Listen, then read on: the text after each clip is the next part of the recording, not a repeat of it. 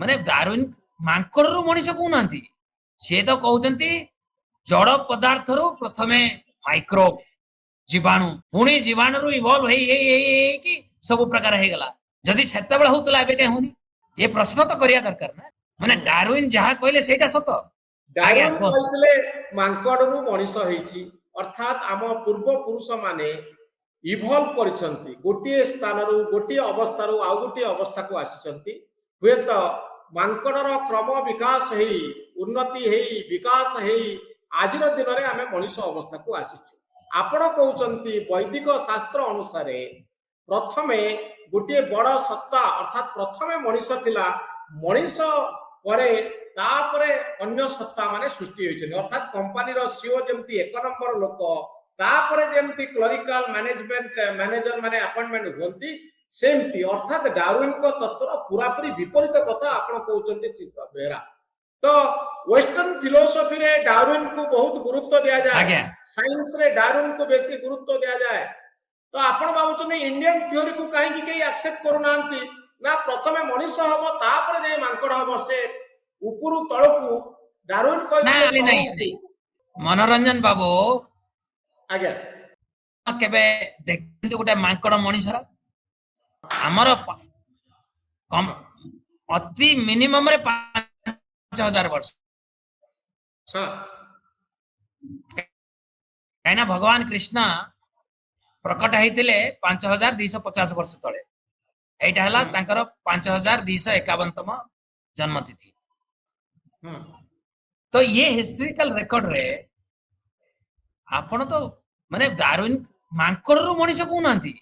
सी तो कहते जड़ पदार्थ रु प्रथमे माइक्रोब जीवाणु पुणी जीवाणु इवॉल्व कि सब प्रकार हो गला जदि सेते बेले होतला एबे के होनी ये प्रश्न तो करिया दरकार ना माने डार्विन जहा कहले सेटा सत आ हमें सब आखि बंद करके नाक बंद करके कान बंद करके ताको सब स्वीकार करबा तो सीतो बेहरा जदि आज्ञा कृष्ण को होचंदी सबुठारो बड़ा चेतना एब्सोल्यूट कॉन्शियसनेस एवं तांको थारो इवॉल्व करी करी का जाउची ताले मनुष्य कोन छोट हेई जाउची तार कॉन्शियसनेस कमी कमी जाउची ना एटा भलो प्रश्न ना जदि आमे कृष्ण चेतना रे रहिबा हमर चेतनाटा सुदृढ़ हे कि जीवो सेटा हला योग अर्थ हमर सोर्स मैटर्स हमर सोर्स सहित जतबेले कनेक्शन हला सेटा कहती योग जानी पड़छ ना कनेक्शन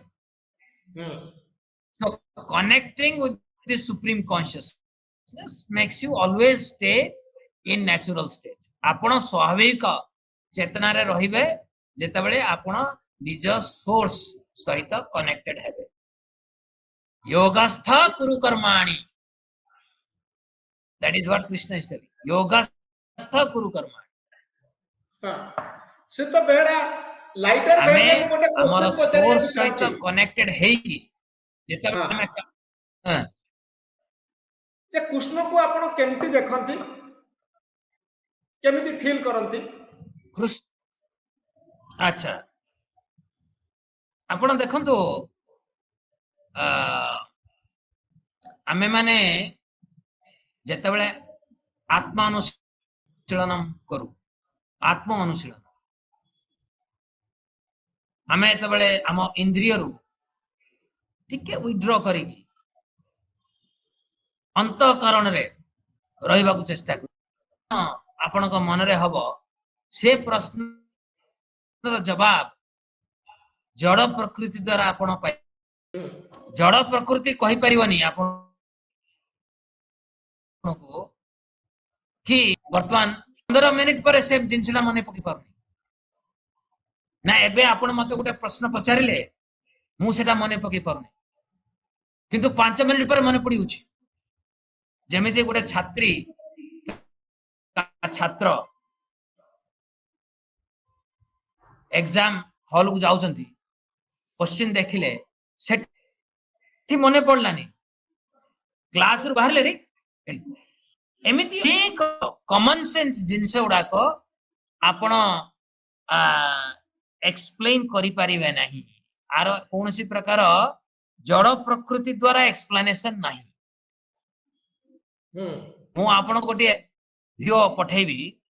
सृष्टिकर्ता इन्वेंटर से भिडियोटा आपण पढ़िबे से भिडियोटा जरा सुनिबे आपण देखिबे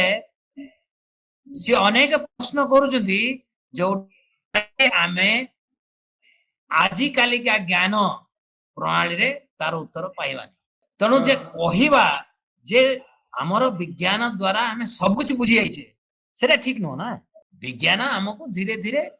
आज किसी प्रकार ज्ञान अच्छी से ज्ञानटा रिप्लेस हबो आ गोटे नुआ ज्ञान आसीबो पुणी से नुआ ज्ञानटा पुराना हे जिवो सी भी बहुत जिनिस एक्सप्लेन करि परिबो नै पुणी सेटा पुणी परिवर्तन हबो आ गोटे ज्ञान आसीबो ये हला विज्ञान परंपरा अण मु मध्य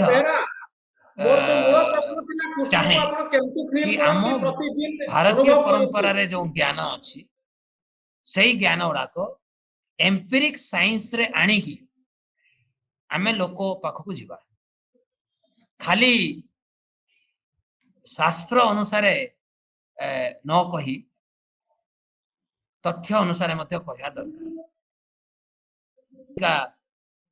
जो generation they demand scientific knowledge एबे आमे गोटे पेपर एबे पठैलु सेल को सेल हला नंबर 1 जर्नल बायोलॉजी रे जोठी एनेस्थेसिया देकी देखु शरीर चेतना रे कौन व्यतिक्रम होची गुड़ाए नुआ तथ्य हमको मिली जो तथ्य लोक मान पाखे नथिला